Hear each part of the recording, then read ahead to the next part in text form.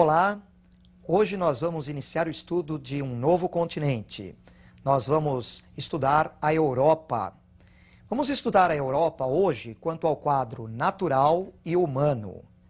Nós preparamos para essa aula uma série de mapas e algumas tabelas para você conhecer as características do continente. Vamos então já iniciar através de um mapa do relevo do continente europeu. Observem a tela. Nós podemos destacar na Europa a presença de uma série de cadeias de montanhas.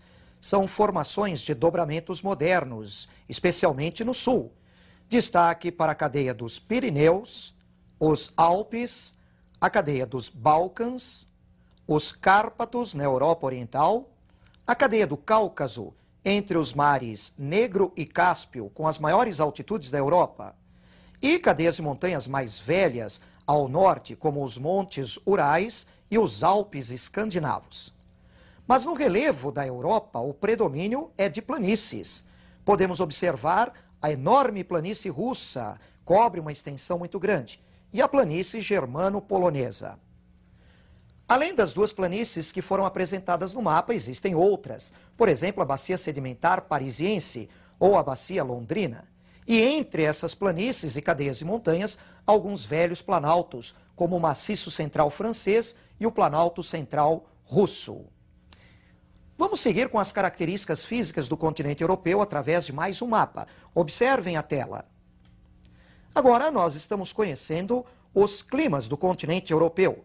Na Europa, localizada acima do Trópico de Câncer e cortada ao norte pelo Círculo Polar Ártico, haverá um predomínio de climas temperados e frios. No extremo norte, o clima polar. E também temos um clima mais frio nas áreas montanhosas, o clima de montanha. Quanto mais subimos no relevo, menor será a temperatura. Observamos o clima temperado frio, ainda com baixas temperaturas e um inverno rigoroso. No interior do continente, do centro para o leste, o clima temperado continental.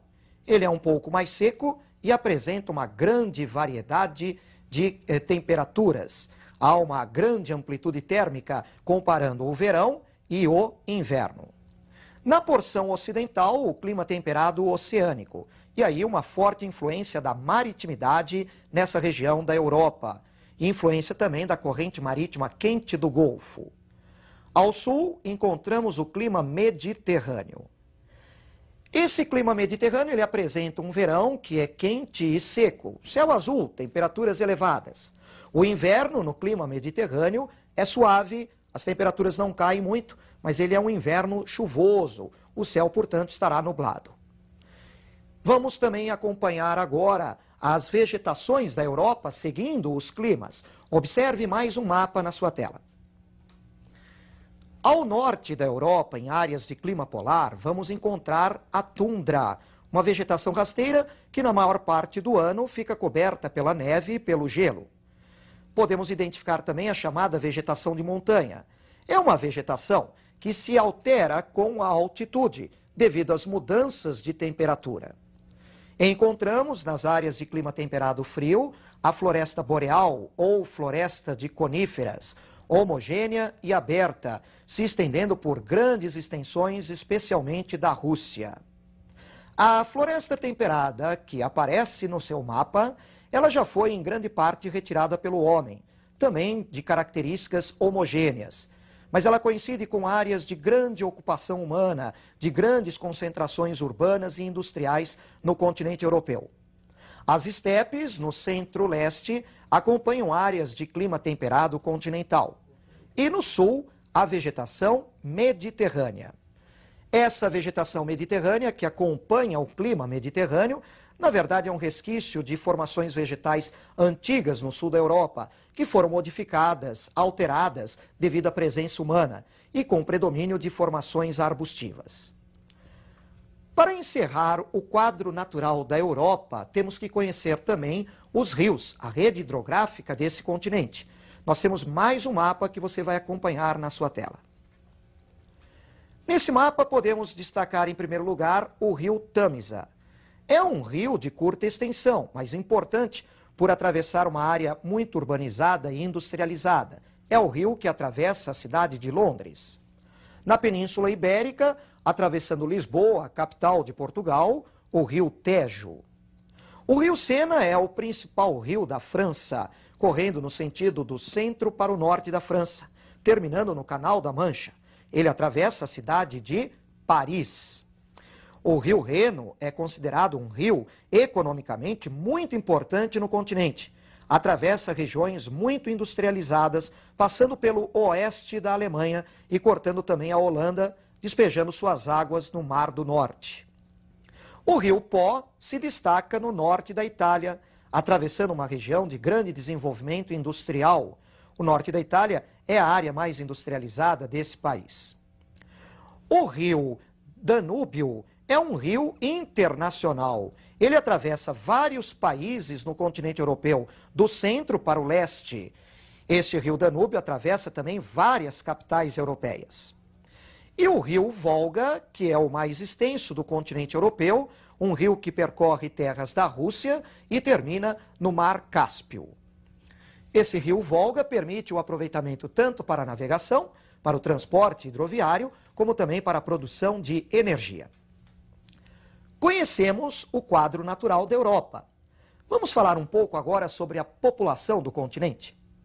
A Europa é um continente populoso, mas o que chama mais atenção é que a Europa é o continente mais povoado do mundo, devido ao fato de ter uma extensão territorial reduzida.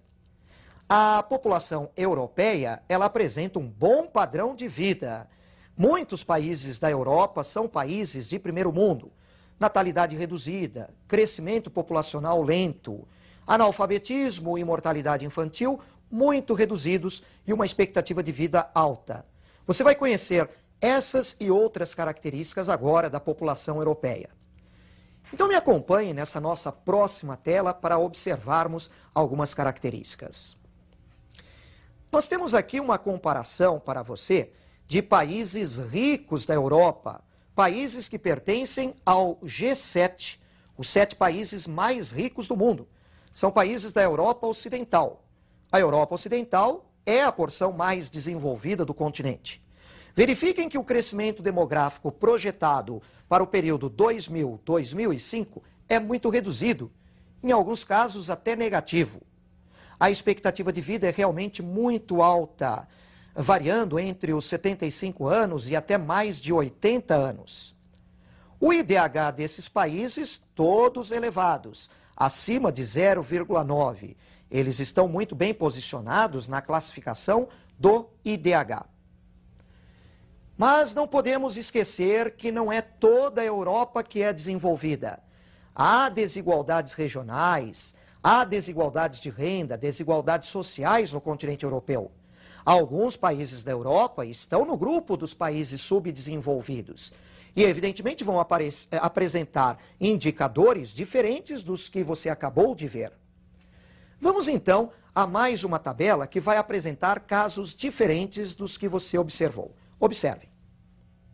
Agora nós temos países do leste europeu, países que são mais pobres na Europa ou estão entre os mais pobres. A Albânia, que vive sérias dificuldades socioeconômicas, a Bulgária, a Moldávia e a Romênia. Observem que nós já encontramos aí um analfabetismo considerável, menor do que o Brasil, mas muito elevado para os padrões europeus. O IDH desses países se aproxima do IDH do Brasil, um pouco menor no caso da Moldávia e da Bulgária. A mortalidade infantil é considerada alta para os padrões europeus, menor do que a do Brasil, mas muito elevada em comparação aos países mais ricos da Europa. Importante também lembrar que no continente europeu a população está mal distribuída. Ela vai se concentrar nas áreas economicamente mais importantes, em formações urbanas e industriais.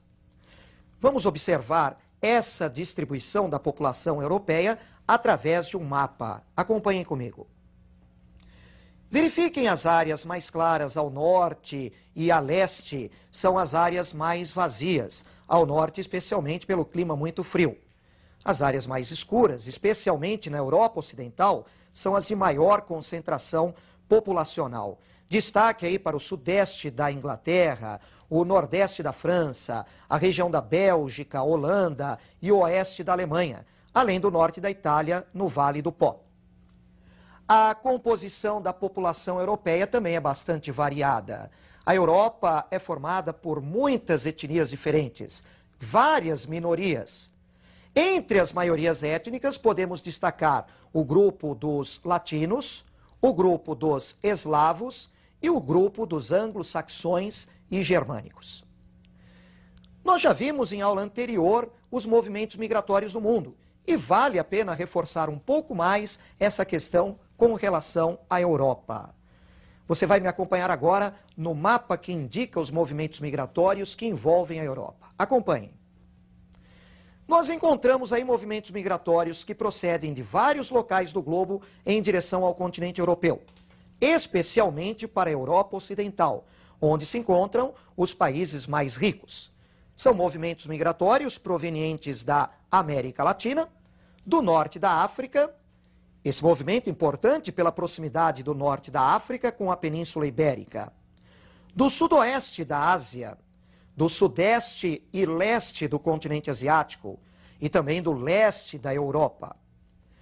Esses movimentos migratórios provenientes do leste europeu se intensificaram após as reformas econômicas e políticas no leste europeu. O abandono do socialismo, a abertura democrática nesses países acabou estimulando esse deslocamento